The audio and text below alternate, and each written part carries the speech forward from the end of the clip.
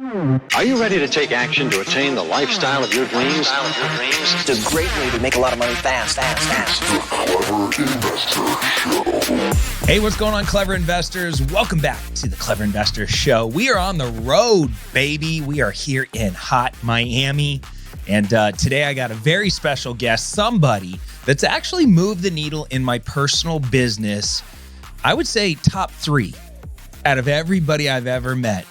You've moved the needle more than just about everybody else. That's pretty profound. Because we got top 3, the great Jason Stone, aka Mr. Millionaire Mentor on Instagram, with how many millions of followers do you have on IG now? 10.5 on Millionaire Mentor. Jeez. I met you in 2013 when you had 189,000 followers. And I remember I thought that was a staggering It was a lot back. number. Hitting the 100K mark? It was massive. And I was watching what you were doing, and I realized you had hacked the system. You had figured out a way to actually hack IG. And one of my things as a marketer was always studying greatness and studying like, all right, the hacks. The hack. Like every platform has a hack. And so today I'm really excited to kind of just peel back this curtain on how to really dominate on social media. You are a social media expert.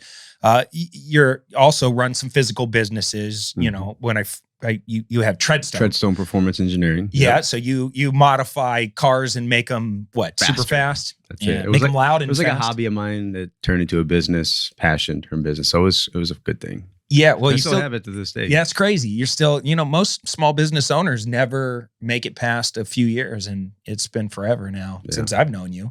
You've had that going. So that's cool. And then, you parlayed your success through Instagram and social media and a bunch of other companies. I want to kind of peel back the curtain and talk about how you were able to do some of that stuff. The whole point of this show, Jason, but first off, thank you for being here. Thanks for having me. The whole point of the show, making an embarrassing amount of money, multiplying the money, and making it really matter, and we'll talk a little bit about towards the end on maybe how you think about giving back and purpose and legacy and all that stuff. You're a family man. You got 2 kids? 11-year-old Jaden. Brielle just turned 7 as well. Wow. And you're sexy as all get out, dude. You're tan, you're sexy. I don't even like you, really. I'm kind of pissed off right now sitting next to you. You're making me whiter just sitting next to you. Just with the kids for the last week. So we were out in the sun. That's all you do. Do you even actually work anymore? That's what the world really wants to know is how do you get to a point where you just lay on the beach and get tan all day and still make billions of dollars? You set up systems, passive income, and set the businesses up where you can step away from it. Let it ride, baby. High profit margins. Let's go. All right. So, dude, look, when I first met you, and this is why I'm excited for this podcast, because building a personal brand is so vitally important for people in 2023. It's our business card. IG is like our freaking business card. It's the new resume. It's the new resume. Whether you're dating, whether you're trying to get a job, whether you're trying to build your business and get business partners or generate leads, if you're not crushing it on social and building a personal brand, you're missing out on all of it pretty much. So when you first got into IG and I was studying you guys, I realized that first off, you were pumping out a ton of content. You guys were like content machines. And then 2, you guys built like a syndicate, like a network. We kind of started off as like... How did it all begin? We were the first of any motivational entrepreneur accounts on Instagram. It was like Agent Steven, Motivation Mafia, Entrepreneur, what was it? Inc. or something. And it was like a dozen accounts that we all had this Telegram group, or it was actually Kick back then. You remember Kick? Oh, yeah. I still have it on my phone. I don't know why. Kick? Yeah, I got to delete Nobody uses that app anymore. Anyways, we all were in this group and we were the only accounts posting this type of content. There were a couple other quote accounts. I think there's only one account right now. It's called The Good Quote. And they're the ones that are bigger than us. But they pump out content every 30 minutes to an hour. It's insane how much quote. And it's just a white photo with a black quote. They're like 20 some million already. And so we got together and we just shared each other's content. It's kind of like how we grew. And every day would be someone else's turn to get a shout out from all the other accounts. And we kind of share followers and everybody would post each other. We all kind of collaborate. Who came up with this idea? The underground network of Instagram. Because that's literally what it was. It was like a good old boys club Yeah. of IG entrepreneur accounts. Yeah. And if you got into this underground world of how accounts are really grown, you're in. You're in there. And that's what everybody wants to figure out how. It's like once you get into this underground world of Instagram, like, you know, sky's the limit. You can have anybody helping you promote your account and you can do it for very, very cheap. And all these guys charge an arm and a leg to help people grow now. Oh, Like everybody wants to grow. Everybody wants more followers, right? So there's a lot of money in followers. So especially helping people grow, like yourself. Yeah, that's how we got to really get to know each other. Because like for me, I'm watching you guys do this. At the time, I think I had maybe 500 IG followers. And I was putting out content, but I wasn't strategic about it. I was just like barfing out content. You didn't know which way to go. I didn't know really just what wanted to post something. You know, and I was watching your account and a bunch of the other ones that were in this little mafia of yours. And I was realizing that you guys were taking content that was considered valuable by IG viewers and spinning it. You were almost, you guys were like aggregators of content. You would take something that was kind of going viral, make it into your own quote or post, or spin it just a little bit and then repost it. Mm-hmm. And so I realized that was step one, is like I had to get my page going by creating content consistently. Yeah. And you can't put out content like back then, like you didn't have enough of your own content to grow, right? So you needed some sort of filler content. I don't think anybody was really creating unique content. There were no videos back then. It was just pictures. Yeah. I remember when video came out, we probably were the first person ever put a video on Instagram, like a motivational style video. It was crazy. And then for me, I was consistently putting out content. Then I started reaching out to you and I'm like just bugging you, pestering you. And I realized this syndication group that you have made money by selling shouts, made money by helping people grow their Instagram account. So you guys were all like broing out, supporting each other, but then charging everybody that was outside. So I get a client and then I pass that same client to the other group, and the other group would share their clients. It's like we all work together sharing the clients. Dude, it was a brilliant business model. Yeah. Because you guys were all making money because suckers like me came in and I was like, here's all my money. Dude. I remember the story. When I first started charging for shout outs, I think I got charged $20. I'm like, wow, $20? Because I had no idea what I was doing. This is before we started this group.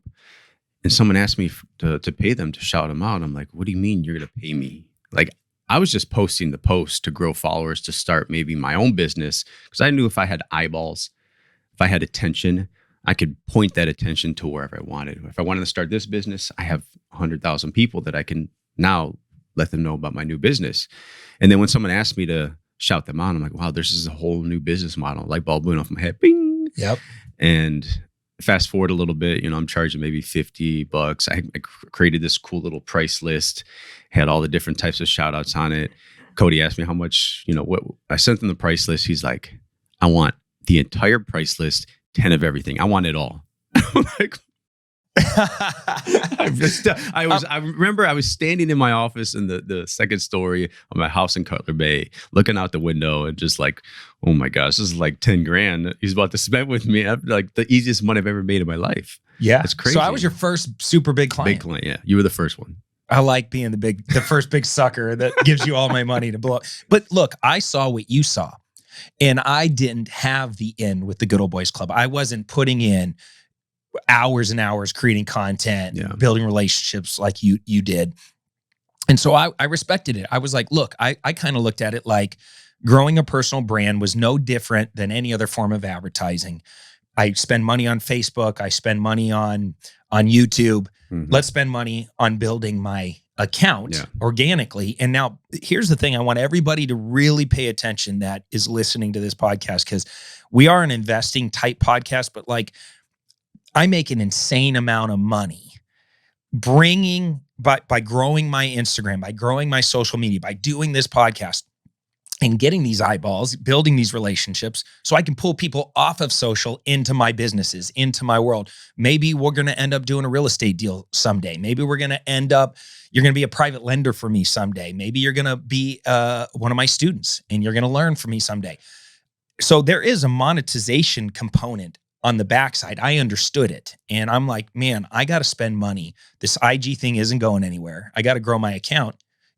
We're talking, you send me this price list. I'm like, dude, this is right up my alley. I'm going to pay for speed. I want all of it consistently. And I think I probably spent a couple $100,000 with you over the years. Yeah. I mean, I was gutted. There's a thing that people don't understand about when you're paying for Instagram shoutouts. A lot of people pay for Facebook ads. That gets you leads. That's all. Get you leads. It gets you business. It gets you money.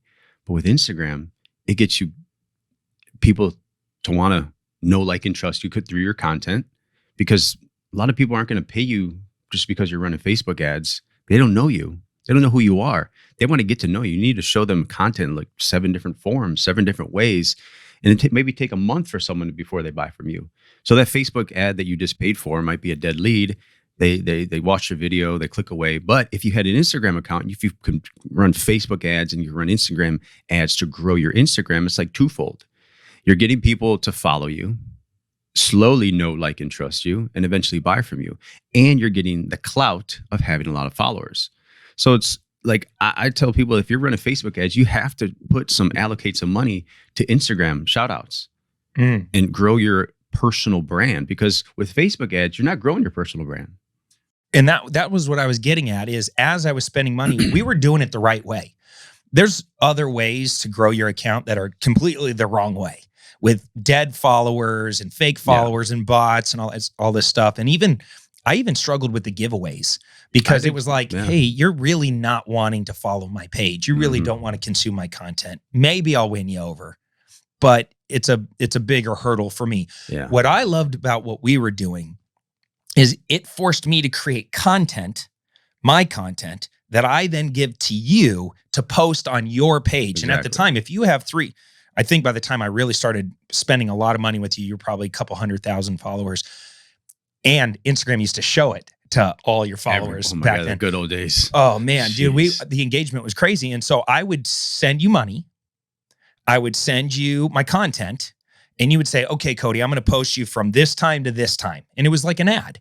And that shout out, as soon as it posted, I would see my follower account start going ding, ding, ding, ding, ding, ding, ding, ding, ding, ding, ding. The messages start coming in. And I was getting hundreds and hundreds and hundreds of new followers every single day. Sometimes I'd get 2,000 followers in a day. And I was like, wow, that's so many opportunities for a guy like me that knows how to build a relationship with those followers and pull them off of IG and into my life.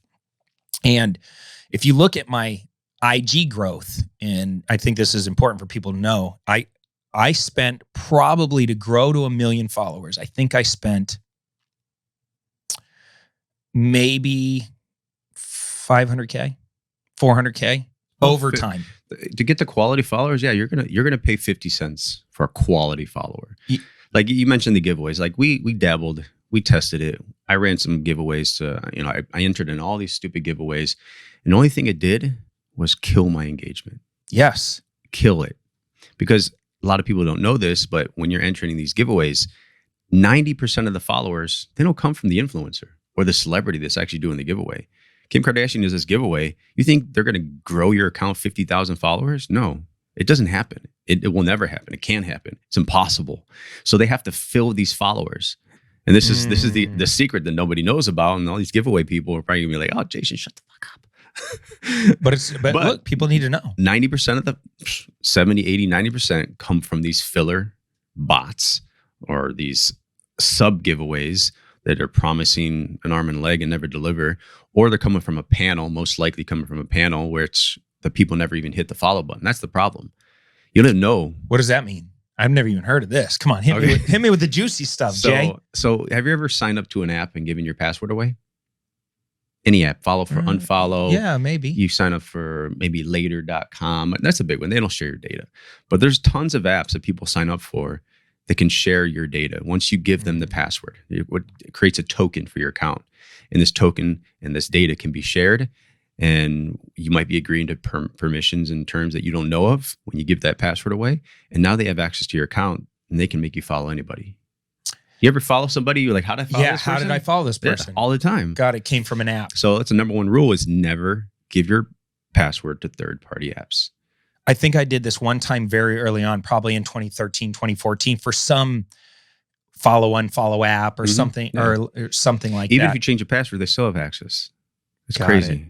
It's crazy. So that's what a panel is. It's what they call an SMS panel, and they could put likes on your account. They could put views. They could put comments, fake botted comments, and they could put a bunch of followers that never even hit the follow button. So that's what kills your engagement.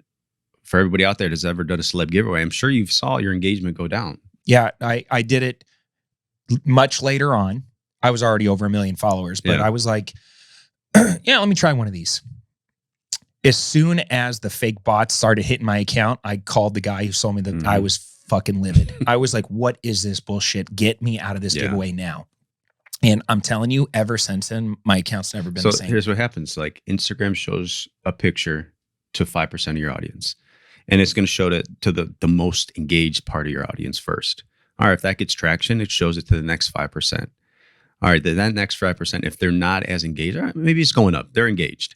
If it keeps showing it to your followers and their bots, or they've never engaged with you, then your content's just going to drop, fall flat on its face. Because every single one of your followers needs to somehow engage with you in order to see your photo and like it, to keep climbing that ladder of engagement, to go viral. And that's the key to going viral, is having no bots on your account, no followers that have never engaged with you. So that's the problem with these giveaways, is they're putting followers on your account that never hit the follow button.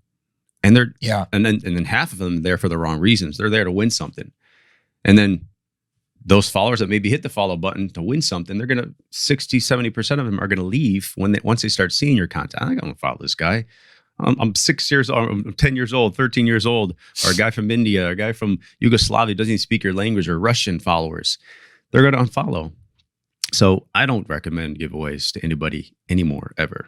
Yeah, good. Killed my engagement, my personal. Yeah, so I did 3 things that were, after blowing my account up, it was crushing. There for so long, I was murdering it. I was making about maybe $3 to $4 million a year off of IG. Damn.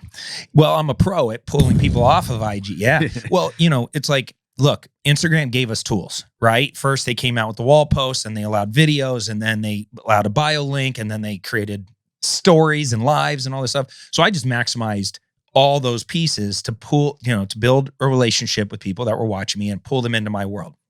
And this is why, if you are interested in this kind of a business model where it's like you grow your social following and then you pull them off, you got to learn basic direct response marketing. I had to learn what a lead magnet is. Actually, Cody here taught me about my first internet marketing lead magnet. Because you were blowing it up, but you were just monetizing, selling shouts. And I was like, Jason, you're missing the email component. You're missing the how to actually build and market to them component. And see, I should charge you, dude. What the fuck? You charged me all this money. Where's my dough? I made you $3 million. Oh, yeah, you did. Shit. All right, cool. You're cool again. But it's like, you need to learn what a lead magnet is. You need to learn what a squeeze page is. You need to learn basic copywriting skills.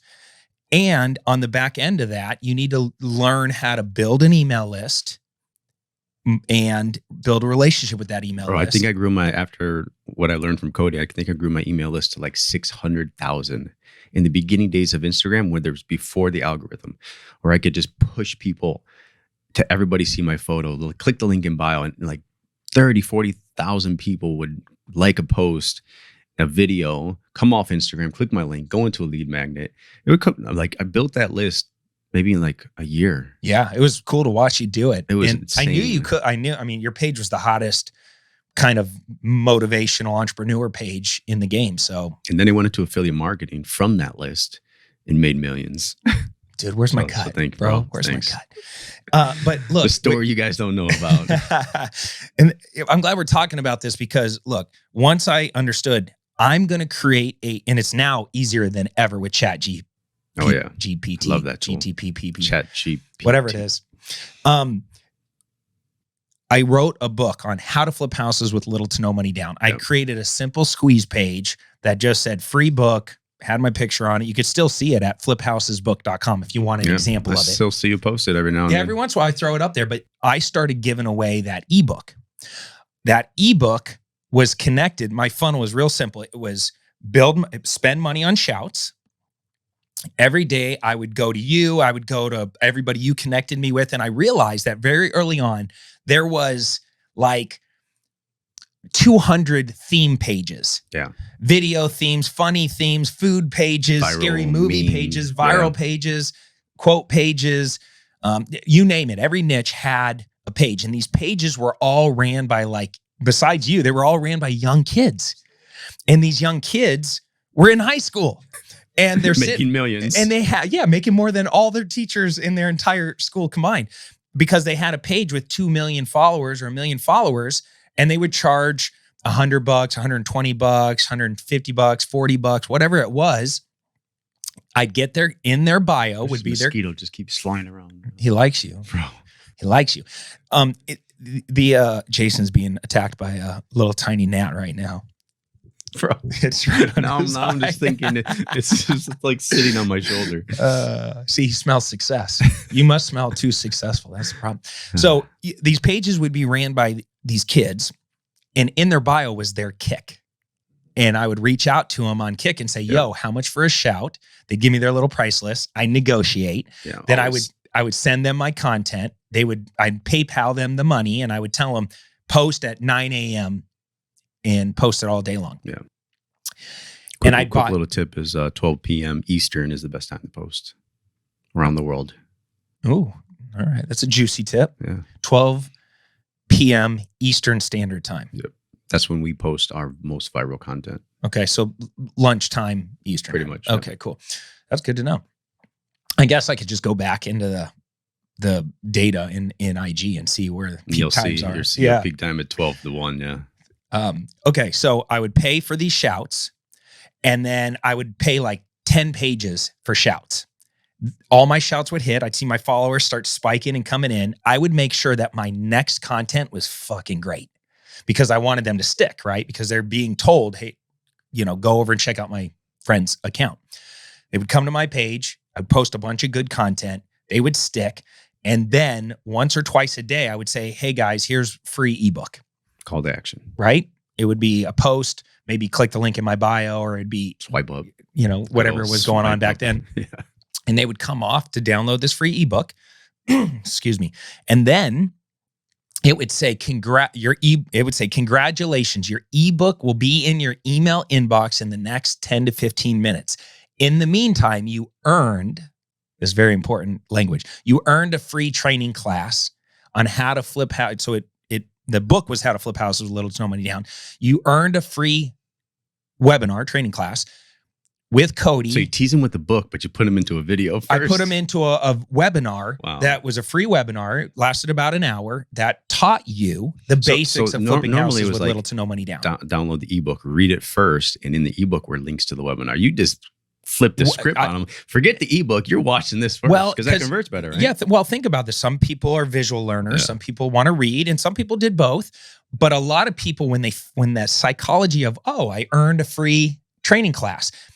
And I had Barbara Corcoran at the beginning of the training class. So there was a celebrity component. There was the training class. And on that training class, I had like a $297 home study course, like a video course that I would sell. Every day I was selling thousands and thousands and thousands of dollars worth of home study courses. So I would spend $2,000 on shoutouts.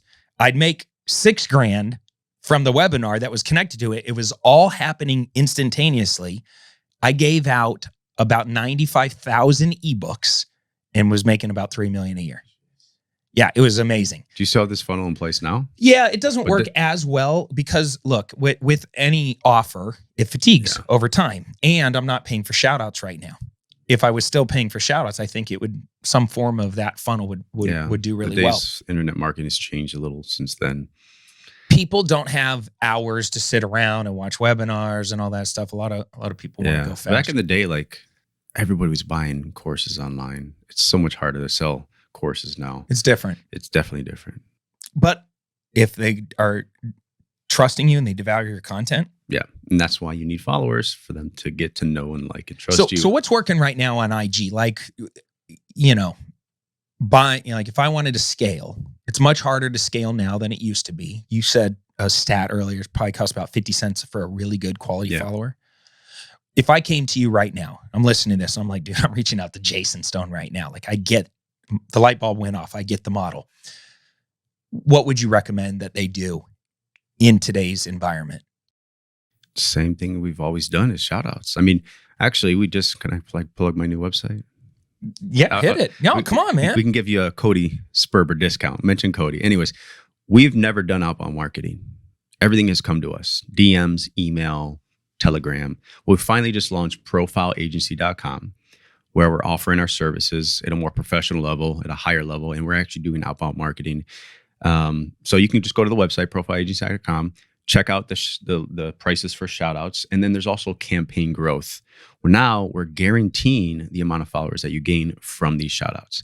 Because a lot of people will come to us, they'll give us some content, and they'll grow maybe 100 followers. They paid $1,600 for a shout out on our page, and they grew 50 to 100 followers, and they're like, I want my money back. Well, we've never had anybody say I want my money back, but they're just not, they're not repeat customers. Yeah, they're not happy. So now we've developed a strategy to where we're guaranteeing the amount of growth, but we're using our viral content. We're growing pages with viral content that we know that works, that goes viral, that we get people to read the caption and see the caption, and then they hit the follow button on whatever accounts we list in the caption. So this is a really good way to grow, and it's around $500-$600 per 1,000 followers. Great. And I think that's wonderful, because now I know what I'm buying. I'm going to get, and here's the thing with buying followers, you can go to some funny page or something like that and buy followers, maybe cheaper. The problem is they're not in your audience per se. With you, your audience members are very monetizable. They're in the niche of being an entrepreneur. To be motivated. They want to make money. Exactly. Yeah. So yeah, another thing is, like, when you have ad spend, we want you to allocate some Facebook ad spend to Instagram. Grow your personal brand. We've already covered that. So instead of just posting on mine's account, one of the biggest in the niche, there's another thing that we do is we do campaigns where there's hundreds of thousands of motivational entrepreneur accounts now. And there's a lot of new ones that are popping up. Some of the old ones are dead. They're low engaged. The key is finding the highest engaged motivation entrepreneur account to post on. There's a lot of new ones popping up, and we go out there. We're actually actively searching for the next viral, the ones that hit the Explorer page. We're on the Explorer page. All right, what account is hitting the Explorer page to give new followers, to get new followers and grow, and they're growing the quickest. So we're organizing campaigns. So if you say, Jay, I got 10 grand I want to spend, well, maybe we won't allocate 10 grand all to Millionaire Mentor, and we'll get a lot of smaller accounts, 100,000 to 500,000 follower page accounts that are like 3 to 10% engagement on posts. My account right now is less than 1%. But it's massive. It's massive. It'll get you a bang for the buck, but the best bang for the buck is hitting multiple accounts, smaller engaged. So that's one of the tactics that we use as well. Yeah, the pages that I'm seeing really do well are like At Wealth, where it's almost like they've taken the World Star. They've turned into the world. They're just a news. Yeah, but it's like it's not even entrepreneurial motivation anymore. It's not. It's just viral news. But it works, and the page is engaging. Every post gets hundreds and hundreds and hundreds of real. I would say that they're not all real. They're not. We don't know. I don't know. When I see them, you know too much, dude. Give me the scoop. Okay, they post once or twice a day and only do one ad a day. We're posting 12 times a day. Half of them are ads. So it's a different strategy that he's using. So one post, he gets a lot of likes and engagement on one post because it's the only post he's posting a day, and he knows it's viral. And maybe not all of them are real likes and comments, but it's a very engaged page. And this fucking ad, bro. So he likes you. Yeah, I'm trying not to get some shouts, bro. Yeah. Why you swatting away a potential customer? Nat. So, I can't stand the bots right now. It drives me freaking crazy. Every time I post, if I use a hashtag, the come check out my sexy pics bots comes out, the crypto bots come out, the Forex bots come out. It is unbelievably maddening. Yeah, we're targeted. Our accounts are targeted. So there's a way to advertise now with the mass commenting, and these accounts target our account and put mass comments on to try to follow something about crypto or Forex. This Samantha just made me $10,000. Thank you so much. Yeah. Yeah. Is there a way to stop that? No. Yeah. It's impossible. Here's the 3 mistakes I made that hurt my account the most. Because my engagement was silly. For being a page, because I grew it with real shout outs, with real followers, up until the point where I made the one mistake, which is doing the stupid giveaway. And I only did one giveaway. And after one, and I hated it. And I was so pissed that I did it. Any other giveaway, like if I did a giveaway with you, it was because I knew you were going to post. Yeah. Like it was. We did a Millionaire Mentor giveaway, and it was hard to grow these accounts. Yeah. Because we didn't use any filler. We posted 20, 30 times. I watched you. And I'm all good with it. I'm all good with, hey, dude, we tried it. It didn't work as great. Yeah, we don't do it no more. Yeah. But I watched you put in the work. I watched you post real posts and really try to drive real followers. So the giveaway, bad idea. The other thing that I did that killed my account is I stopped posting for 6 months. Dead. Damn. Dead. And then after 6 months, I posted once a day for like another 4 or 5 months. I just got burnt out. And there was a point where I was going live 4, 5, 6 times a day. Why? Because I was making so much money. I was killing it. Like when you're live and I'm at the gym, I just got done working out. I'm live. I'm talking smack. I'm pulling people into my funnels. I'm making all this crazy money. My team loved it. We were pumping out, students and all kinds of stuff. One day I was just obsessed with it. And my daughter was crying because I told her to be quiet. Like she kept trying to get my attention, and I was like live, and I finally leaned over and I was like, honey, be quiet. I'm on, I'm doing something. She started crying and she goes, Dad, you like your phone more than you like me, and ran out of the room. Oh my gosh. Live. I said, guys, I got to go. Click. Didn't go back on for 6 months. Damn. It was like an instantaneous knife to the fucking heart. I was like, what am I doing? But like all crazy, obsessive entrepreneurs, it was working. I did it. That period, a lot changed on IG. For 6, 8, 9 months, I was barely using it. And this is in 2018. 2018, yeah. So that's before that changed, the algorithm? Might have been 2019, but it was right around 2018, 2019. And I remember trying to get it going again, and it just wasn't the same. The engagement, once the accounts slowly stop seeing yours and start engaging with others, it's hard to get it to relook back at yours. So that was the second mistake I ever made. The third mistake I ever made is I went fucking hard on COVID. I went hard on the mask. I went hard on COVID. I went hard on the insanity of it all. Oh, I was talking all kinds of shit. Because I'm a capitalist. Oh, you mean like posting content? Yeah. I was talking shit. I was like, this is freaking insane. Instagram shutting down. blocked you. Oh, you should see. Even right now, it says I'm prohibited from advertising. I'm prohibited from reach. Oh my! If you saw the back of my IG, I bet you I have 2 out of 3 strikes. And because they did shut my account down for a few minutes, and I had to reach out to my Facebook rep and be like, "What the fuck, dude? I'm spending millions of dollars a year with you guys, and you're gonna shut down my account because I talk shit about masks that don't even fucking work, right?" Or I'm calling out the insanity on what's happening politically, and that was it. And those 3 things. So where are you at now with your account?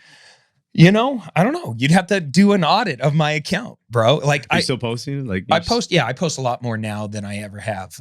But I've systematized it in a way where I'm not having to do as much of the heavy lifting and the work. I don't go live maybe but once a month. Yeah, me too. Maybe.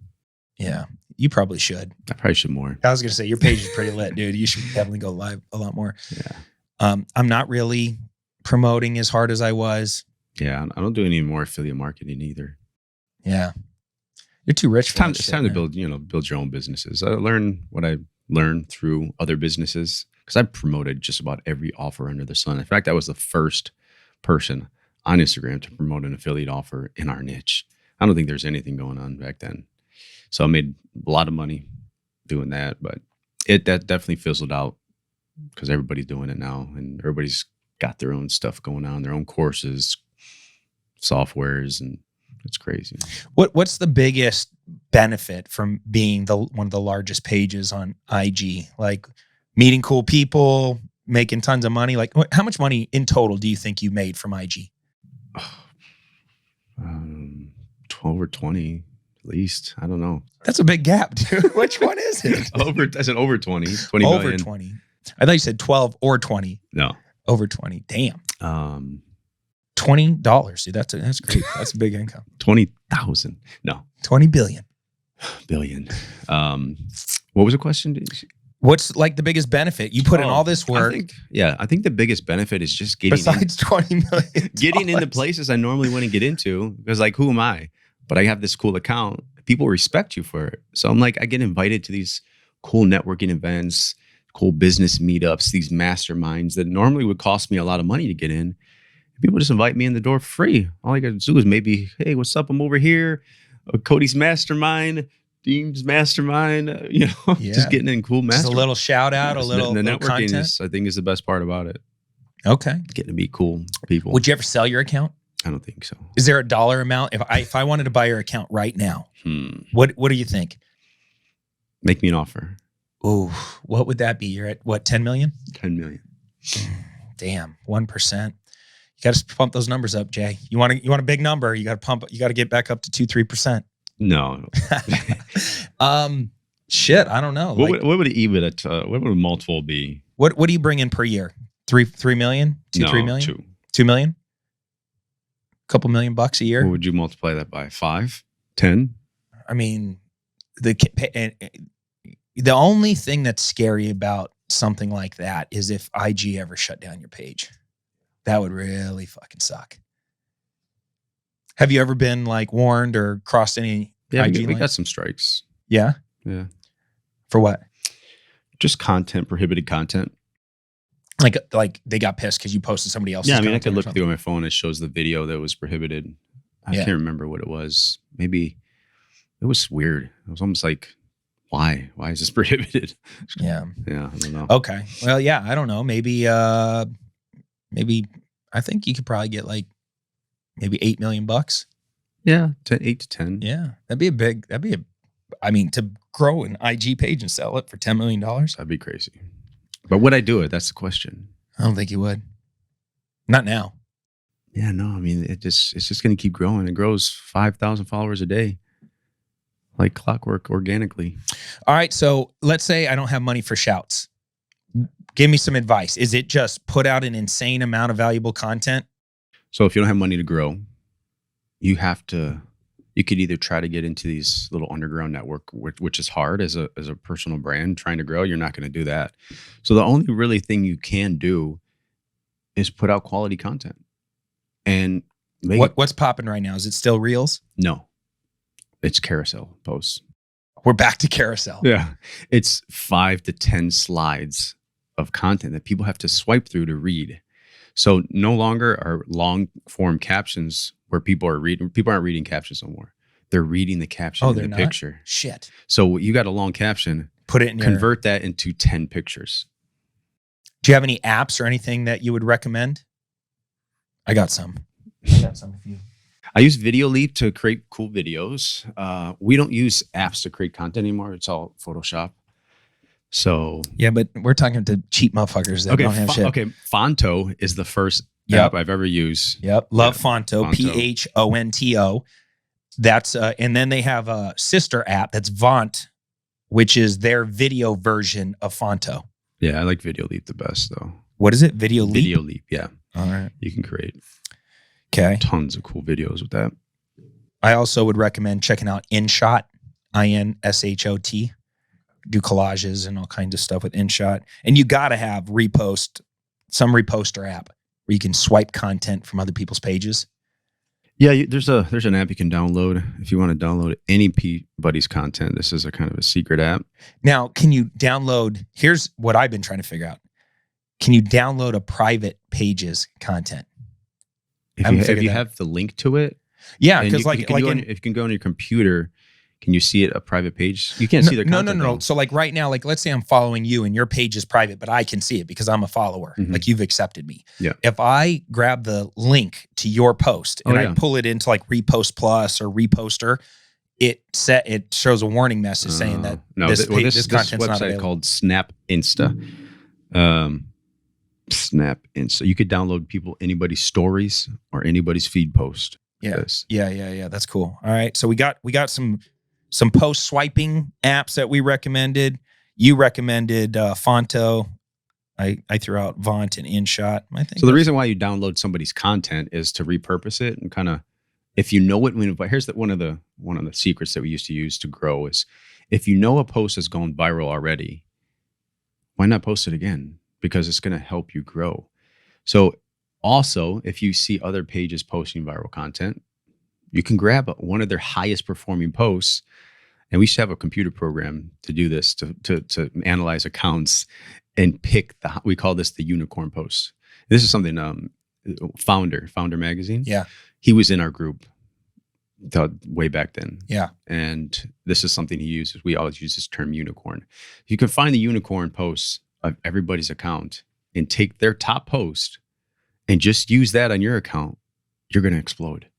You could take a brand new account, post unicorn posts only, and your account will explode on the Explorer page and grow thousands of followers a day. So scroll through Mill Mentor. But the average person has to scroll. Yeah. I'm scrolling through Mill Mentor. This one's got 10,000 likes. This one's got 11,000 likes. This one's got 38,000 likes. There you go. That's the one I'm swiping. That's the one you got. And I'm just going to scroll through all the accounts that I love. Just take it, steal it. Just steal it. What am I going to do? What are these accounts going to do? Back in the day, we were worried about like taking somebody else, and we'd always try to give them credit and stuff like that. Now, I don't see anybody really doing that unless it's like a famous artist or something. Yeah, there's really nothing you can do. You're giving away some game right now. All right, so the way you're. So many of our listeners reach out and they ask us how they can get involved in my actual real estate deals. Our investment firm specializes in finding deeply discounted properties, acquiring them, renovating, stabilizing both single-family and multifamily properties all over the United States. That's why we're so excited to share with you clevercapitalfund.com. Now, if you have some investment capital and you want to deploy it and receive double-digit returns backed by real estate, then visit our website and see which fund is right for you. We have both equity funds and we have debt funds where you just get paid out every month like clockwork. All you got to do is visit www.clevercapitalfund.com today to learn more. Getting 5,000 new followers a day is because you guys are posting so much content that other people are sharing it. Yeah. Okay. Are you still doing shouts or any of that stuff? Like, are you buying followers and advertising? No. You don't need to anymore. No. How come you don't give me any free shouts? I do. The world wants. We're going to give you one for this podcast. All right, there we go. That's what I'm talking about. We're going to do a little story right now, maybe. Yeah, we need some more if shouts, this gnat buddy. would stop bothering me. I'm trying to kill this gnat. I'm trying to pull some more people off of IG and in my world. All right, so look, I love this because the way I always tell people, build the IG muscle by first off, get rid of your shitty IG handle and all your pictures of your cat and your food and all the dumb shit. Clean your page up. And if you have a lame ass page with a bunch of fake followers and stuff, like burn it. Just start over. Yeah. It's better to start over. Yeah, because I see a lot of people make this mistake because IG actually penalizes you if you unfollow a lot of people in a single day. Well, there's limits. Yeah, they have some there's limits. Set up. They actually will if you go too hard and you unfollow 100 people, it might trigger that limit where it says, hey, you can't unfollow anymore. Yeah. And you have a little strike on your account. Then there's you a strike. Reduce visibility. All of it. Yeah. There's a visibility meter. Yeah. More strikes. Can somebody from IG reach out to me and unstrike all my strikes, please? Probably. Like, geez, I should not. We got a plug for that. You do? you gotta hook me up because this is ridiculous. I need to, because I've watched my reach. It's funny how like sometimes my reach is insane. I had one post recently go viral of Robert Kiyosaki on this podcast talking shit about Joe Biden. And he said something along the lines of, I can't believe this guy Biden. What a crook. First thing he did was cancel the Keystone Pipeline. And it was just a little 1-minute clip of Robert being Robert. I don't know what's going to go viral. I just post it, right? Mm-hmm. We're a little over 4 million views so far. And from that one viral reel, I gained about 22,000 followers so far. You can see that in the stats. Oh, yeah. Non-followers, 22,000. Yeah. And it's been insane. cool to watch. Like it just spiked and it just kept going and going. And even today, it's still kind of going. Jeez. Yeah, it's bringing in a lot of new followers. So you never know what's going to go viral. That's why you got to keep out consistently putting content. Yeah. So can you say some wild shit so I can post it and be like, no, Mentor said this. Some wild It's shit. got to be, what I realized is if there's not enough feelings or energy behind getting somebody motivated enough to talk shit, it's probably not going to go viral. You have to get the comments and the shares. Yeah. There's got to be something that someone says that's a little controversial that half the people will agree with. It's like talking about Democratic, Republican. Yeah. Or politics or anything controversial. Like we don't even get into that on Millionaire Mentor because when we tested that out. We've posted something political. I think we lost 20,000 followers that day. That's the last time you posted something political? It was literally something about Trump. I remember one picture. They put my face on, instead of Trump's face, it was my face. And with there was the hair like, and everything? It was just sitting behind his desk. There was a button. There was like during some nuclear bombing my threats. button's bigger than your button? Something was going on with Korea about some bombing that they were threatening. And it was this picture that went viral, but they put my face on it. And I posted it and we lost so many followers from that. That was another post we lost. I got to remember because it was a funny post. That was it. You were done. You were done with saying political. More political, yeah.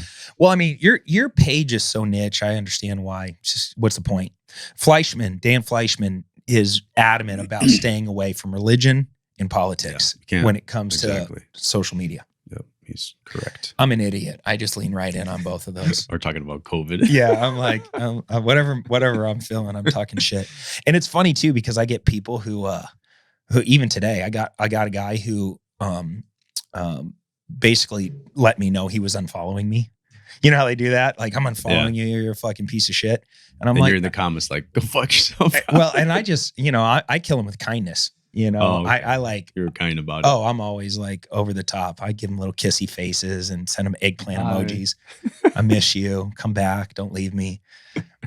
Like, I know who these people are. Like, thanks for, in the real world, can you imagine being like, you barely know somebody and you're like, I'm not going to be your friend. You're like, okay, cool. I don't even know who you are. All right. All right. God So bless. any Peace other out. hacks that are working? So the carousels are working big time right now. Yeah. I like that. I've been just focused mainly on reels. I mean, reels are still it. There's just not like the CEO Brian Armstrong just came out, right? What's his name? No, that's Coinbase. What's the CEO of Instagram? I don't know. Oh, anyways, Isn't it? It's not Mark Zuckerberg. no, not Instagram. He just came out. He said they're not putting so much visibility on reels. They're going back to pictures. Because they swung the pendulum towards reels. But it's not just pictures; it's the carousel pics that are really taking over right now. So if we don't even post one picture quote anymore, it just doesn't work. All right, there's your hack. I remember when we were doing shouts, what the guys would do, I would pay a little extra for this, is I would say, you're going to take another phone. You're going to post my shout out. And then you're going to go live from your other phone, showing my phone, showing the post and saying, everybody go spam this right now. Because back then comments on a post made the post hit the explore page. Yeah. There's always a hack. That's what I'm really getting at. I remember doing that. Like, comment the word letter by letter for a follow back. And we'd break the algorithm by doing that because people would want one follow back, but they comment the word hustle, letter by letter, HUSTLE. And then they get interrupted. And then again, they try it again. And you got hundreds of people commenting one letter at a time. That breaks the algorithm. That post will go viral. That was one of the hacks. Or another hack was say, hey, go, comment this word letter by letter. Here's a picture, a video, and I'm going live and telling people to do the same thing, not just in the caption, but telling people live. That was another hack. What was I getting with this? The other hack. I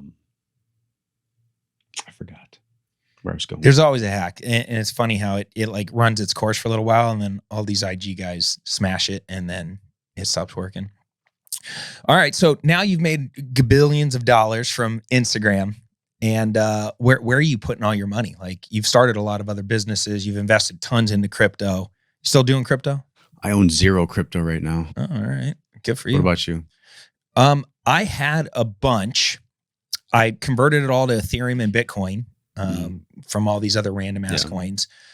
I held that. See, I'm a pro. If you want to know if the crypto market's going to go up or down, just watch what I do. The opposite of it. Yes. Whatever I do, the opposite's going to happen within a week of me selling or buying. Yeah, that's crazy. So I had a couple Bitcoin and just a ridiculous amount of Ethereum. And I'm like, you know what? I'm building this big ass house. I'm going to convert out. I bought a fish tank. I did all this stuff. By the way, low. And you sold it at what? Like when it was the lowest? I don't even remember. It was like a few months ago. Yeah. Sold it all. Got completely out, except for I held on to one Bitcoin because I just refused to sell the one Bitcoin. Yeah. I mean, I was made millions with crypto. I lost $1 million with crypto last year. With all said and done, I made some money with crypto, but like I feel that we're still going to go down again before we go back up big time. And I'm waiting to buy back in. And I'm going to buy back in, but maybe it's too late. Maybe I missed that at 16 grand a couple months ago. Well, being in Miami, everybody's a fucking crypto expert here. Yeah. Just ask anybody. They're going to give you advice. I mean, I do some Forex too. I do some Forex automation stuff. Got a lot of money tied up in that. That's pretty good returns. Investment wise, I do a couple real estate deals a year. Nothing crazy. I actually just went into a deal with one of my buddies here in Wynwood. I bought something for 400 and praised it 700.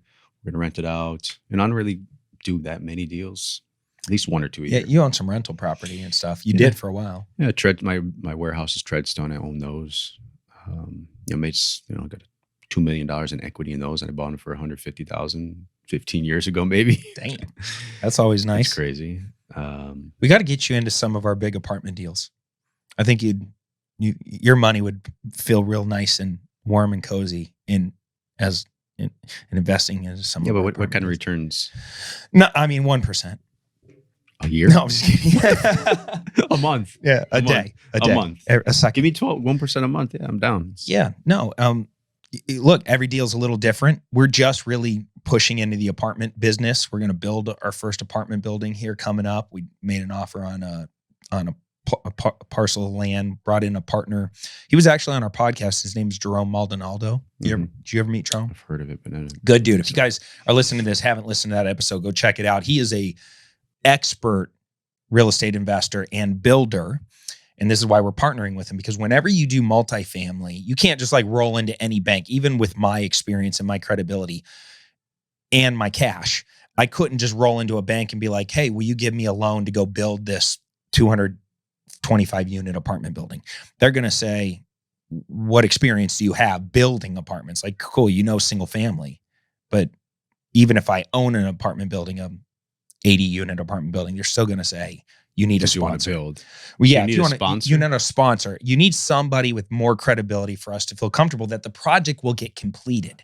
That's their biggest concern. Will it get completed? And so for us, we're just, we know what we know and we know what we don't know. And so we're going to partner with Jerome. He's kind of our mentor in this build. And then if I was going to buy an apartment complex that already was in existence and then value add it, I would partner with Vina Jetty, who's another one of our podcast guests. And if you haven't listened to her episode, she breaks down step by step how she thinks about owning and scaling her apartment empire. She owns about 900 million worth of apartments. Jerome has 1,000 doors completed, another 600 in production as a builder. So 2 different models, and we're testing out both. So I went in on one of Vina Jetty's 200. She had a 298 unit apartment deal that we put a bunch of money into in Georgia.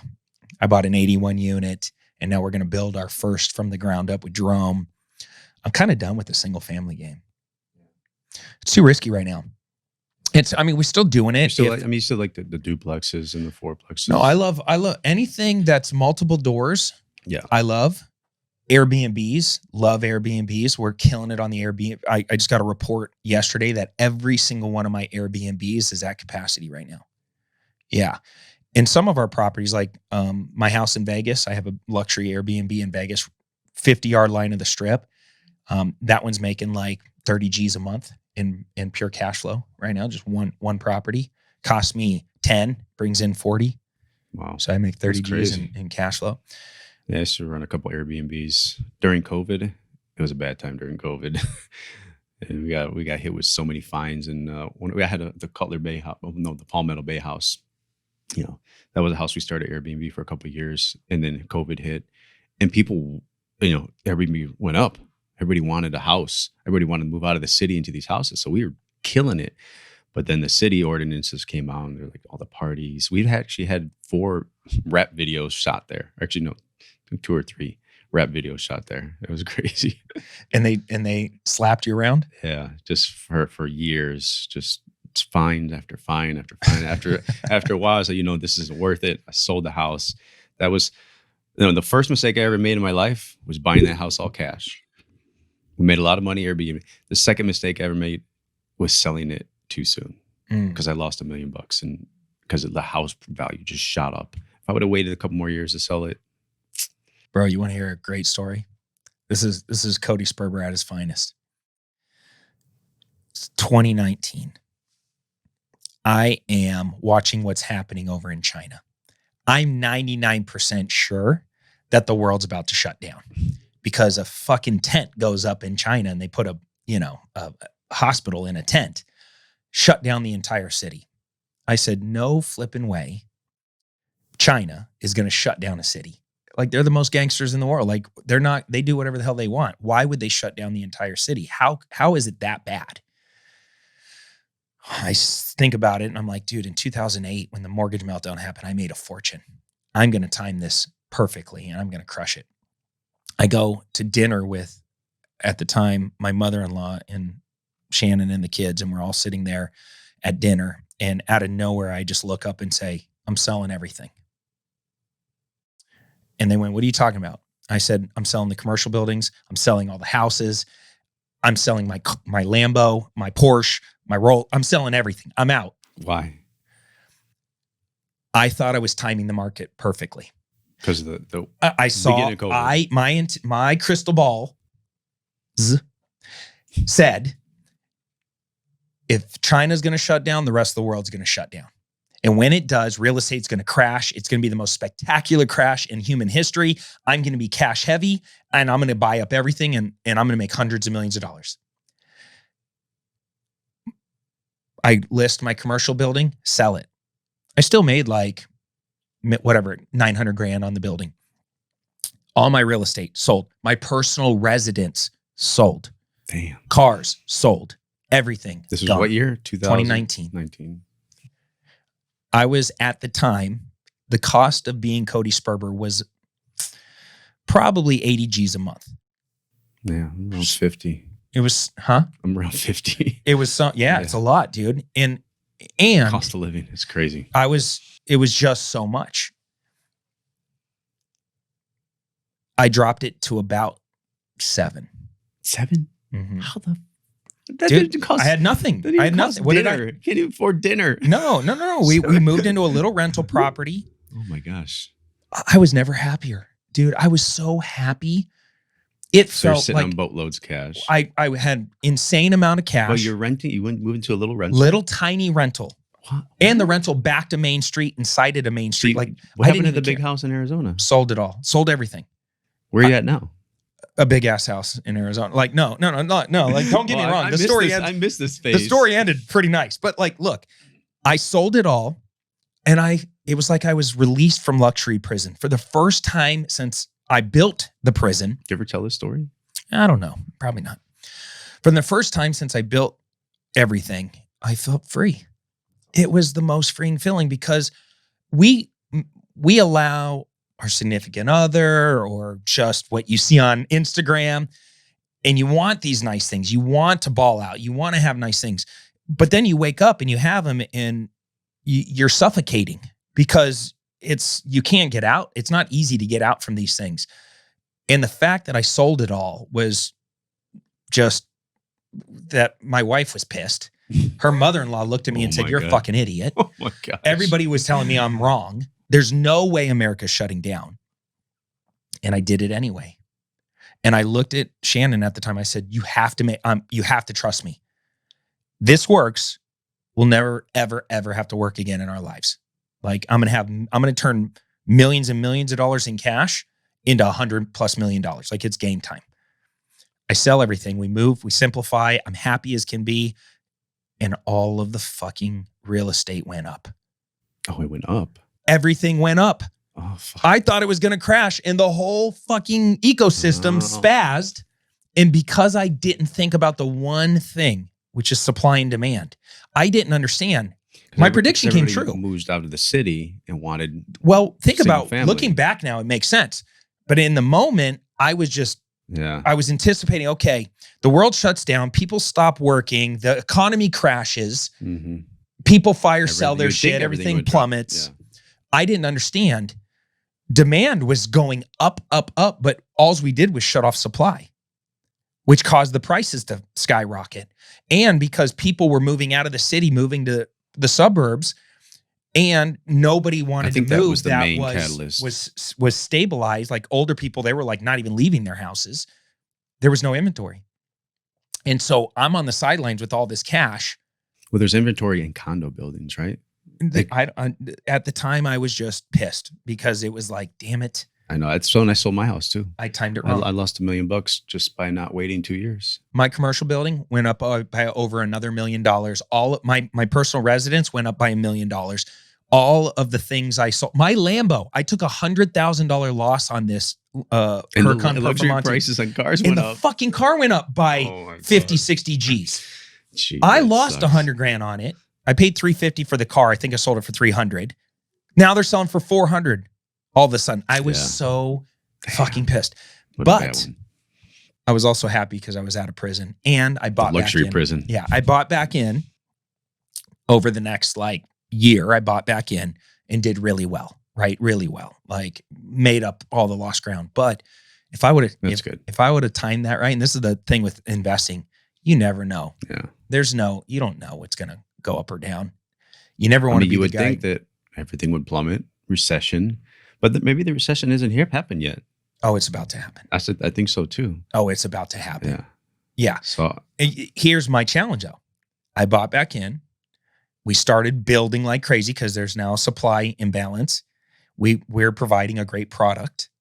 I have 23 houses going right now. They're all $2.5 to $3.5 million spec builds. 23 of them going. Out of the 23, 7 of them are luxury Airbnbs. The rest of them are specs that we're selling. I'm floating over $40 million. I have to get these to the finish line. See, builders go bust in bad times. They boom in good times. They go bust in bad times. When interest rates go to... So now you're a little... 8%. Yeah, now I'm fucking nervous because I'm like, geez, I'm like all in on these houses. Yeah. Now, thank God I have multiple streams of income. I own tons of rental real estate, tons of Airbnbs, education companies, software companies, data companies, masterminds, all this other stuff that I parlayed cash into or my brand into. Yeah, your personal brand. Yeah. And by the way, I wouldn't have any of it. This is why I said you're the biggest needle mover to me. My partners in my masterminds, 100 million mastermind experience and Avengers, I met through Instagram. Mm. Getting that blue check was a game changer. Now they're selling it. How do you feel about that? Are people actually getting a real check that's the same color? Yeah. Don't you think it should be like yellow or some other I color? think it should be gray like Facebook did. It's blue. That's You can't even tell the difference. messed up. A lot of blue checks popping up in the real estate guru's face. I'm pissed, yeah. I mean, but if you Google their name, does anything still come up? These blue checks people? Here's my thoughts on buying verification. $12 You're a is good dude. If you really have good intentions and you're an expert at what you do and you're putting in the work to build your personal brand, I have no problem saying this is my authentic account. Please don't steal it. Yeah. I think they mainly do it for the authenticity of the accounts because there's so many people scamming right now, creating fake pages that pretend to be you, that say Jason Stone _Stone or something like that.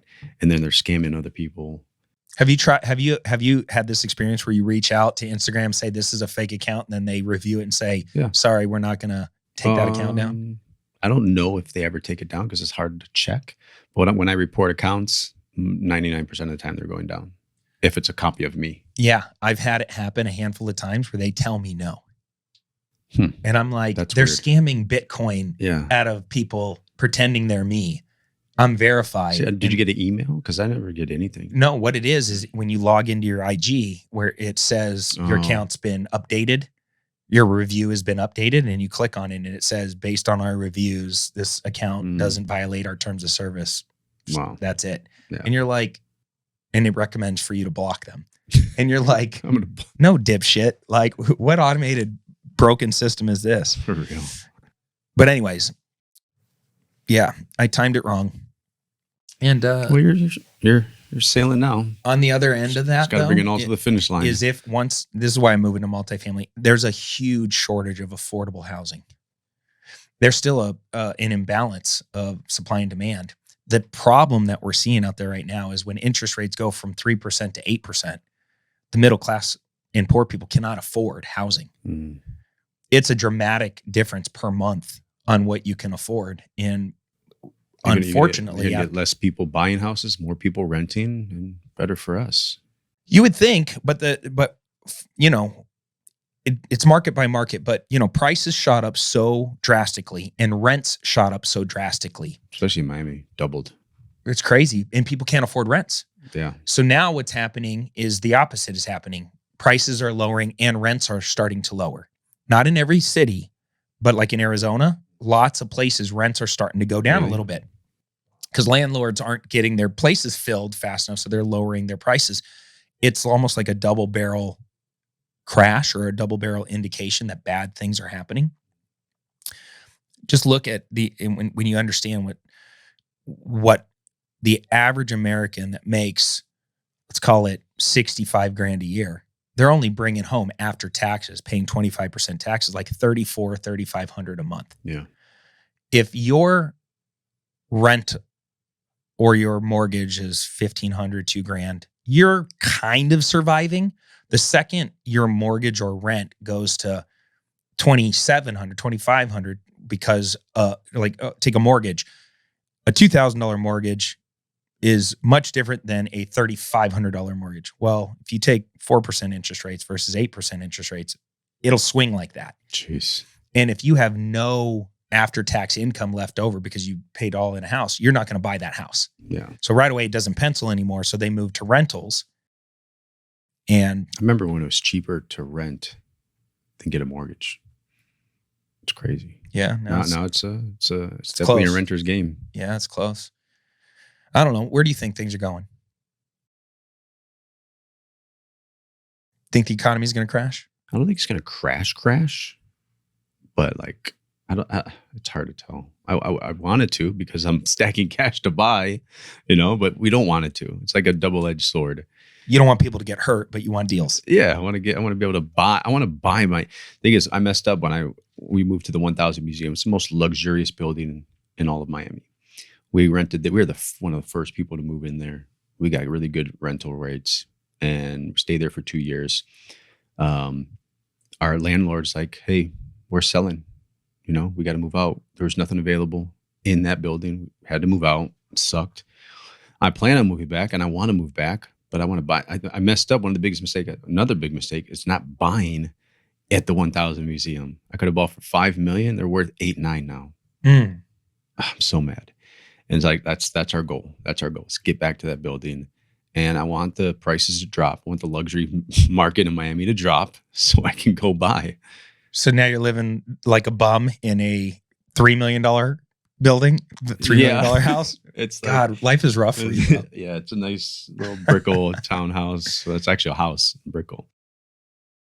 You ever think you'll leave Miami? No, I love Miami. Why?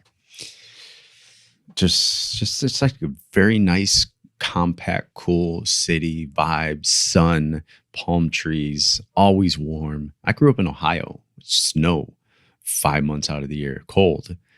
I'm never going back to that. Even though I love the snowboard, we go take Jade on a snowboarding trip once a year, but not to live. You're over that. You're too tan to go back to Ohio. Yeah. You'd stand out. I'd be pale and pasty. Yeah. What advice would you give for young entrepreneurs that are coming up and gunning right now? We covered build a personal brand. So obviously hire Jason Stone, get your game on. I would say you guys got to learn a skill. Number one, you got to learn a skill, and you got to test and try different things. You got to get out there. You got to, at the end of the day, like you either go to college or you're going to learn a high income skill. And then, you maybe want to do e-com or do Amazon FBA or do YouTube. Like you have to know, like you're going to go to get into something that you might not like, that you're going to have to make some money. You might not have the fortune to turn your hobby and your passion into a business like I was back in the day. So my advice to get out there and try new things, test, tune, and you're going to go through this circle of emotional cycles of change. You're gonna be like, oh, if he does that, I could do it. It's like the entrepreneur syndrome. If you see somebody doing it, you should say to yourself that I could do it too. Then you realize it's too hard. You quit and you start back to square one. You try something else. You're going to go through these emotional cycles of change, and it's going to be hard. You're going to have to pick something and double down and focus. At the end of the day, like the richest people in the world, they've done one thing and one thing really good. So become an expert, focus on one thing. It might not be the thing you like, but it's just, you gotta see the light at the end of the tunnel. You got to put the blinders on and just go all in. Fail, and learn from your mistakes. And you'll reach the light at the end of the tunnel if you just keep on. Don't quit. Yeah, don't quit. Most people are pussies. Most people quit. They're going to quit. Yeah, they'll bow out because it's too hard. No, people don't like change. People don't like hard, but there's money to be made in the niches. Learn a skill and just go all in. Yeah. Well, I don't know. You watch people, they jump from vehicle to vehicle so easily nowadays. There's so much noise out there. Shiny objects. Syndrome, yeah. That's why, in real estate, I tell people like when they're hiring me to like mentor them or something, I'm like, dude, the check you're cutting right now is not guaranteeing you any success. I'm not going to go build this business for you. I'll do it with you, but I'm not going to do it for you. Yeah. And people, especially in real estate, they don't really love real estate. They just want money. Yeah. And then they're using real estate as a vehicle, and there's nothing wrong with that. Yeah. If you can attach your goal of becoming successful in real estate with a strong enough why, because it's not the money. Yeah. We learned that in network marketing. It's like, always go back to your why. Well, there's a reason people say that is because, if you really think about it, I'm broke. It's a pretty big driver to like get my bills paid and survive. Yeah. But is it a big enough driver to like, it took me 14 months to do my first deal. Most people don't have it in them to go 14 months with everybody talking shit, especially nowadays on social media, everybody giving you their opinion, buying $30,000 worth of courses, flying all over the country, going to 15 different real estate seminars, buying every book and tape and course. Nothing was working. I was completely overwhelmed. My parents are sitting me down telling me I'm making the biggest mistake of my life. My girl is telling me, go get a fucking job. This is ridiculous at this point. I'm 8-9 months in. Real estate agents are sabotaging deals. Other wholesalers are sabotaging deals. People are cutthroat and ruthless because there's big money involved in real estate. I'm young. I have no business experience.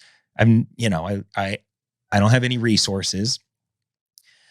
Would you stay the course for 8, 9, 10, 12, 13, 14 months? When do you bow out? Well, that's like your college degree. College it takes 4 years to get a college degree. You did it in 14 months. Yeah, see, that's your mindset. That's why you're a winner, though. Yeah. You got the mindset of like, look, whatever it takes. You got to stay the course if you want it. But for me, I just kept saying to myself, this isn't about the money. I never got into real estate to make millions of dollars like that. I knew it would happen. It's a byproduct. It's just something you liked. Right? I happen to be a weird one that likes real estate. Not everybody needs to. My thing was control.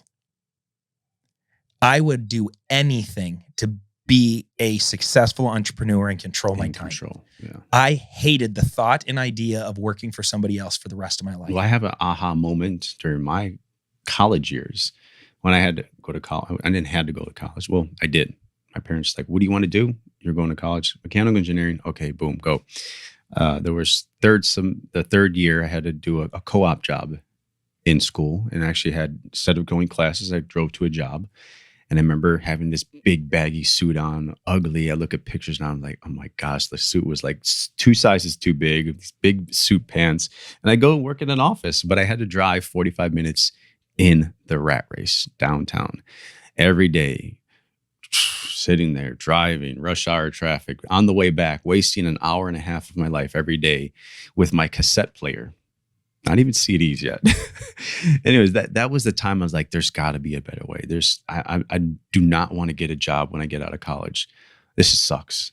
It's like I'm going to work my ass off in college just to sit in traffic. So then that's when I figured out, I had this hobby of mine. I'm like, I need to start a business. I need to start making money. So when I get out of college, I don't have to go get a job. And that's when I started Treadstone Performance, started selling stuff on eBay. There was no Amazon back then. And I grew my eBay to $1 million business in my parents' basement. Self-taught. Yeah. Just tinkering around. I'm like, if I can buy these, if I need to buy these parts for my car, other people need to buy them too. I started sourcing wholesale manufacturers. I started importing from China, and I had to have, in the snow, I had the FedEx drivers drive up my driveway and pick up packages in the snow. I'd be delivering packages. I've had my friends come over, package, and that was the aha moment. It was like, in my car, this is not going to be my life. I need to be in control. I think everybody needs one of those moments because not everybody's cut out to be an entrepreneur. And a lot of people, they see guys like you on social media. They're like, oh, I want to control my time. And then they get into the business, realize it's much harder than you think it is. It takes an insane amount of dedication and consistency. And then they jump from vehicle to vehicle or quit way too early. And that's the lesson I wanted to leave everybody with is, do you want it bad enough? Really comes down to why are you doing it and who are you doing it for? Because if you're just doing it for the money, it's not a big enough driver. At some point, somebody will fuck you over. Something bad will happen. You'll bow out or change directions. Yeah. But for me, I did it because of something other than the money. And then once I had kids, dude, you blast through a sniper shooting at you and break into a burning building to save your kids. But you wouldn't do that if there was a sack of money in the burning building. Yeah. You know what I'm saying? Like at some point you're going to be like, yeah, fuck that. I'm not doing it. All right. Well, look, you get an opportunity. We're going to end strong here. You get an opportunity to go back to your 13-year-old self. Impart some wisdom to that 13-year-old. What are you going to tell yourself? What do I tell my 13-year-old self? I'm going to leave a good one here. Well, I just feel like, you're too good looking, dude. You probably had like an awesome high school and childhood and all that shit. And girls liked you. I was ugly back then. I don't believe you. You're full of shit. You're so full of shit. You should see my pictures. Well, anyways, I don't hear that crap. I was not a popular kid in high school. What do I tell I would say, believe in yourself. Believe and be confident. Like I wasn't a confident kid. Like you need to teach yourself confidence, and you need to teach yourself self-worth and self-care. If you care for yourself, just do things for you. Don't, get up in the morning, have a good workout, have a good morning routine. read, journal, meditate. Having a self-care routine is something I definitely tell people to have. And like if I were to go back in high school or college, if I would have known about personal development back then, I would have been a lot better off. I think is that how your day routine right now is? Like I mean, obviously you work out and all that stuff, but are you actually journaling? And no, I don't journal anymore. I mean, yeah, meditate, be grateful, prayer, gratitude. Gratitude is everything. Just be thankful for what you have now, because you're not going to get anything else if you're not thankful for what you have now. If you don't appreciate things that you have, you're never going to get more of what you want. There's truth in that. Every day, first thoughts out of my mind are always grateful thoughts. Yeah. Always. Yeah. I go through like a whole roll call of everything I'm grateful for. I think it's important. It changes your state. Yeah. Attitude of gratitude. Yeah.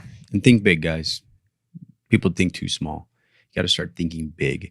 I know Grant Cardone says this all the time, but when you're young and you're impressionable, if you just keep your mind on the money and mind on business instead of girls, bar, club, fun activities, the more you sacrifice in your younger years, the more you're going to be fruitful in your older years. The compound effect. Yeah. Yeah. There's a lot of truth in So that. think big. Yeah. Make that money. I still went to Thailand and tore it up. Tijuana. Have fun. I have some kids in Thailand for sure, and in Tijuana. I'm just going to say that. Oh my God. If you look like me, probably a good chance that it's mine. All right, listen. Appreciate you coming out, dude. What was the name of your advertising agency again? Profileagency.com. Send us a message. Mention Cody. Yeah, make sure. I'm trying to earn some free shout outs right now. So like, don't be giving this dude any more money without making sure you drop my name. Yeah, I know, but it is important for you to grow your Instagram account. I think, Yeah, we help you with create your content. We help build your personal brand. We can get you on podcasts. We can get you on stages. We can get you the shout outs, obviously. And the main thing is really helping people create that content too. People struggle. Like we could set a videographer to your place. We can run our own podcast for you guys in this studio right here that we're renting here in Miami, that you could chop it up. And I mean, how many pieces of content we're going to get from this podcast? We're going to get a ton. Look, here's the thing that I love about podcasts and YouTube, specifically those two platforms versus like an IG. IG is micro content. They're scrolling. They're looking at 15 tons seconds. of content. And they follow and unfollow you real easy on IG. I get followed and unfollowed by the same accounts like all the time over the years. Get your attention. Yeah. YouTube, they go down this rabbit hole. Podcasting, they go down this rabbit hole where once they devour one piece of content, if they like it, they go back and they watch all your old stuff. And because it's long form content, even if they start off on a short and then they eventually make it on your main page, your credibility is instantaneous with it. Yeah. And then they're in like Flynn. They're buying anything. They rarely unsubscribe from a podcast or a YouTube channel. So the way we do this podcast, and this is the whole machine, and we're going to create this is about an hour or whatever. Then we're going to spin it into about 15 different reels and shorts. We're going to post those on every single platform out there. Even Facebook. Yep. You're going to get tons. Then we're going to take the 1 hour, create about 14, 15 shorts, like 1 minute clips. Mm-hmm. Then we're going to create about 7 5-minute clips. Right. And the best 5-minute clips or mashups of different things that we talked about. And so we're going to post the main one, and then we're going to post the 5-minute clips on the main page. Then what page? Like on YouTube. So like this is going to hit YouTube. So 5-minute post every go Wednesday first? I drop a podcast. So it's going to hit that the whole episode will air. Okay. At the same time, I'm going to hand you your 14 short clips. Drive traffic to the YouTube. You post them on your 10 million follower account. And by the way, here's a great tip for anybody trying to launch their podcast. And maybe you don't have the credibility of Cody Sperber where I can call you and just say, hey, come to my podcast. Go to Amazon and look at the bestseller section, new books launching. Whenever you have a new author, they are in promotion mode. Mm-hmm. And if you want somebody to come on your podcast and you need content by experts, just reach out to them through IG, through DMs. That's a good idea. And this is why having a personal brand is so important. When I reach out to somebody on IG, they're going to respond because I'm a blue check, got 1 million followers. They're like, oh, this guy's content's being engaged with. Let's go. I reach out to these authors and just say, hey, I have a podcast. Would love to have you on, promote your new book. Yeah. Great way to get new content on That's your awesome. thing. But then now we're going to syndicate all this content all over the damn place. So you put the hour-long video, and then when do you post the 5-minute ones? Literally like 7 hours later, Oh, okay. we start the shorter content because you just never know how much time somebody has. And if they watch one of the shorter clips, because the algorithm treats every clip unique, Yeah. right? And so then maybe that catches their attention. They get drove to the longer clip or off of YouTube over to subscribe on Spotify. So it pretty much goes out all the same day. Well, Shorts, 5 over minutes. the next week. I have 1 week to hammer your episode. Gotcha. Then here's another hack. After I do, so I'll do you all, like right now, this week, I'm doing Josh Snow. Okay. You're next week, right? And then I'm doing the Mark Victor Hansen Chicken Soup for the Soul dude. You know, he sold 500 million books. Damn. The only other book sold more than him is the Bible. What? Yeah, crazy. What's So- the book called? Chicken. Chicken Soup for the Soul. Heard of it, but I guess I got to read it now. Yeah. It's old school shit. But anyway, I that's his claim to fame. 500 million bucks. So I'll hammer it for a week. Then let's say a year goes by or 6 months goes by. Now I'll take your clip, Josh Snow's clip, Vina Jetty's clip, Pace Morby's clip, people I've interviewed in the past, and I'll create mashup clips. So now I'm spinning content from old content. And here's what's funny. After about a year or two, just like IG, have you ever reposted old content on IG? Podcasts can get reposted too. Mm-hmm. You know, a year or two later, it's like Yeah. people have never seen it because it's not like they watch every single episode. Gotcha. And then from the mashup clips, I'll take that and I'll stream it. I'm now going to start streaming it out as a podcast. So any content that is video content, the audio can be stripped and streamed out as a podcast. Yeah. Dude, it's the game. Content creation Content is the game. king, bro. Yeah. That's why they need you. Yeah. That's why they need what we do. need to hear this kind of shit. So that way they start gunning. Yeah. Right. And it's easier now than ever with ChatGPT and apps like BigView, BIGVU. I never heard that one. Yeah, it's a teleprompter app. Oh. It's just you literally go into ChatGPT, write me a 1-minute script on being a real estate expert in Miami. I just ChatGPT is so powerful. It's so sick. But then you take that, clean it up a little bit, import it into BigView, hit record, read the damn script, yeah. learn how to read from a teleprompter without looking like you're reading, hit add captions, auto captions, AI generated auto captions, export, post. Boom. Boom, baby. No excuses. Build that. No excuses to be putting out that content, guys. Millionaire Mentor, Millionaire. You want to get exposure, attention, Yeah, content is where it's at. that's right. All right. So it's at Millionaire_Mentor Yes. _. Mentor. One underscore, because my personal Jason _Stone. Why you got to be complicated? I don't know. That's all that was available back then. That's weird, dude. I never really tried to get the actual Jason Stone. Yeah. Oh, I well, don't care. yeah, it doesn't matter at this point. All right. So Millionaire Mentor, go follow him. Jason, thank you for being on the show. Last question, just to leave them. How do you make your money matter? Making your money matter. Well, you got to do something good in the world. You got to give back. Like it all comes in, but what are you doing to give back? So whether you're going to do something for charity or you're going to do something on Thanksgiving, or whether you're going to tip your waitress, whether you're going to give to the homeless when you're driving by, just give back. Give back. Do a good deed on a daily basis. I tell myself, what is the good deed that I did for the day? Whether it's letting someone come in front of me on the street or opening the door for somebody or saying please and thank you. Just do your good deeds. You know, we give back. We started, me and my wife started feeding the homeless on Thanksgiving. We'd pack this brown paper bag up. I forgot who started this. This was in California. They were doing it out there. We started collabing. Anyways, we pack toiletries in a lunch. So you got a toiletries, and maybe this will turn into a backpack, or like Dan Fleshman does. He does the backpack stuff. Yeah. So I started a 501c nonprofit, and that'll grow with us, and you never know what it could turn into. Charity, I don't know, but just That's give good. back. Yeah. All right. Well, it's important, dude. Yeah. Weave it in. Let's make an impact. All right. I want to see your giving game stepping up too. I know. We got it. You need to give Cody Sperber some money. Go invest. Giving game. That's what you need to do. All right. Damn We deal. give Cody some money. All right, guys. That's all we have for you on this episode. Appreciate you guys for tuning in. Make sure you share this with a friend. We don't do advertising on the Clever Investor Show. So if you got some value from this, you learned some things, definitely pay it forward by just forwarding this on to another friend or somebody that would enjoy this type of content. And of course, we always appreciate all the amazing reviews we've been getting.